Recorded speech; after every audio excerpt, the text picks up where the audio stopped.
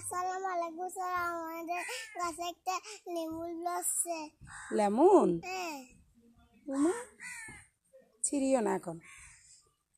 এটা কি তুমি একা খাবে না সবাইকে দিবে? না, আমি খাবো। কি দিয়ে খাবে? লবণ দিয়ে খাবো। লেমন? এটা হ্যাঁ, টানো।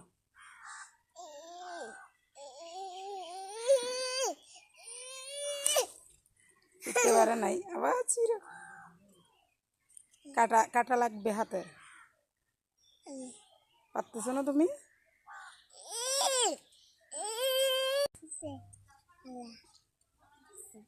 দেখো